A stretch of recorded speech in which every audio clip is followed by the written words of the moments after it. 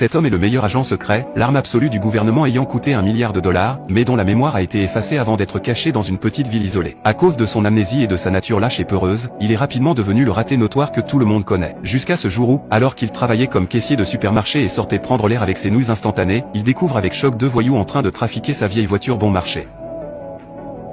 Mais son avertissement sans aucune conviction, loin de les effrayer, ne fait que les irriter. Les deux hommes s'approchent de lui d'un air menaçant. Au moment même où l'adversaire sort un poignard, ses pupilles se contractent brusquement, comme possédées par le dieu de la guerre. Il profite de l'élan pour lui tordre le bras, arrache l'arme des mains de l'autre, fait tourner violemment la cuillère qu'il tient et la plante directement dans le cou de son ennemi, avant de terminer proprement le travail avec 2 tirs précis, mettant fin à ce combat en toute simplicité. Reprenant ses esprits, Mike est terrifié, incapable de croire que des mouvements aussi impitoyables et féroces aient pu venir de lui, d'ordinaire si lâche et peureux. Réalisant qu'il a causé une catastrophe, Mike s'empresse d'appeler sa petite amie Phoebe, lui racontant de manière incohérente l'expérience terrifiante qu'il vient de vivre.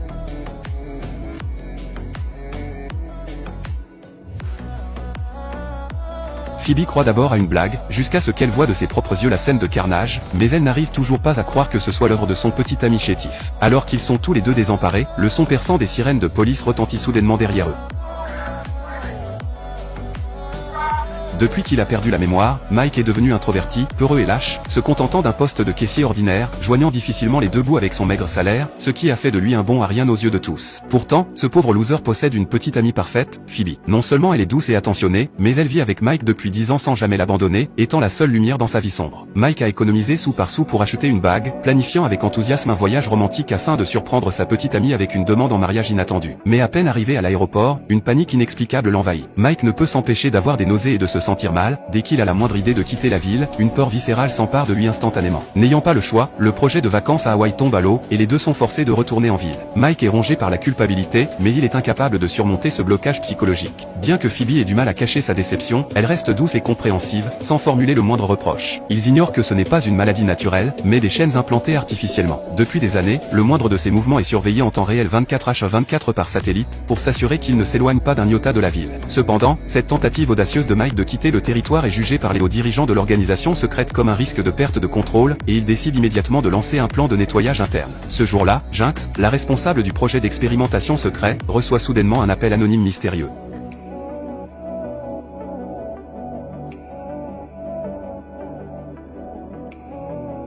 Jinx va immédiatement voir son supérieur, exigeant fermement qu'il annule le plan d'élimination. Après tout, il s'agit d'un projet de recherche gouvernementale ayant coûté des milliards, et l'éliminer signifierait réduire à néant tous ses investissements. Pour Jinx, Mike est aussi précieux que son propre enfant. Cependant, pour consolider sa propre position, le superviseur s'obstine à vouloir éliminer cette menace potentielle.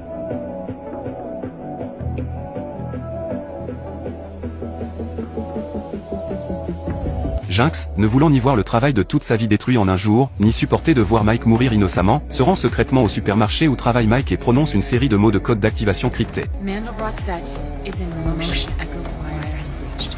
We are fueling in the chariot progressive. En l'entendant, Mike a l'air complètement confus, la prenant pour une excentrique qui dit des absurdités, et s'en débarrasse de manière expéditive. Il ignore totalement que ces mots de passe viennent de réveiller doucement les gènes d'agents secrets qui sommeillaient en lui. Après la fermeture du supermarché, alors que Mike s'apprête à manger un bol de nouilles instantanées pour apaiser sa faim, il lève les yeux et aperçoit 2 silhouettes suspectes près de sa voiture. Le cœur serré, il sort précipitamment pour vérifier. Il est loin de se douter que ces 2 personnes sont des tueurs à gages envoyés par l'organisation pour lui ôter la vie. Avant même que ses adversaires ne puissent réagir, Mike, guidé par l'instinct, neutralise ses ennemis en un clin d'œil, et ses souvenirs enfouis commencent lentement à refaire surface. Seulement, à cet instant précis, il ignore toujours sa véritable identité. En apprenant la mort de ces 2 agents, le superviseur entre dans une rage folle, c'est la preuve que Mike a été secrètement activé par Jinx. Il ordonne immédiatement de boucler la ville et envoie 2 agents génétiquement modifiés pour éliminer Mike à tout prix. À ce moment, les 2 agents, lourdement armés, arrivent furtivement devant le poste de police. Le shérif est en train d'interroger Mike lorsque les lumières de la salle d'interrogatoire s'éteignent soudainement et que les signaux de communication sont coupés. Comprenant immédiatement que quelque chose cloche, le shérif ordonne sur le champ de les enfermer dans une cellule. La seconde suivante, le tueur impitoyable enfonce la porte d'entrée du commissariat d'un coup de pied et tire frénétiquement à la mitrailleuse sur les policiers, faisant de nombreux morts et blessés en un instant. Avant que Mike ne puisse comprendre la situation, le tueur a déjà fait irruption en force par la porte de derrière. Heureusement, un policier s'est interposé, lui permettant d'échapper de justesse à un coup fatal. Phoebe, bravant le danger, tente de désarmer le tueur, mais la différence de force est telle qu'elle ne fait pas le poids. Alors que Mike s'apprête à l'aider, il se retrouve fermement étranglé par le tueur. Ce dernier, d'une arrogance extrême, rit de manière hystérique, son haleine fétide lui frappant le visage. Les pupilles de Mike se contractent d'un coup, et sa conscience d'agent secret s'éveille totalement.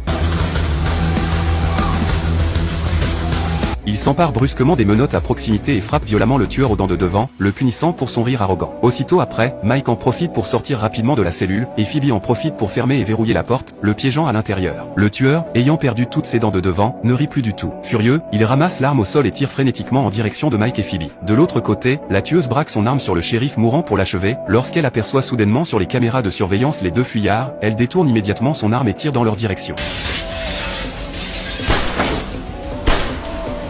Rassemblant ses dernières forces, le shérif profite de l'inattention de la tueuse pour menotter sa jambe à une chaise, faisant ainsi gagner à Mike et Phoebe un temps précieux pour s'échapper. Refusant d'en rester là, la tueuse sort en boitant, traînant la chaise à laquelle elle est enchaînée. Elle dégoupille une grenade et la lance vers Mike. Mike, par réflexe, tend la main pour l'attraper, et estimant qu'il ne la mérite pas, il la lui renvoie. Personne n'aurait imaginé qu'une si petite grenade ait une puissance aussi terrifiante. La violente explosion déclenche instantanément une puissante onde de choc qui projette les trois personnes au sol. En voyant sa petite amie tremblante de peur, Mike entre dans une rage noire, puisque la grenade ne l'a pas tué, il va en finir de ses propres mains. Il s'avance et abat violemment la tueuse.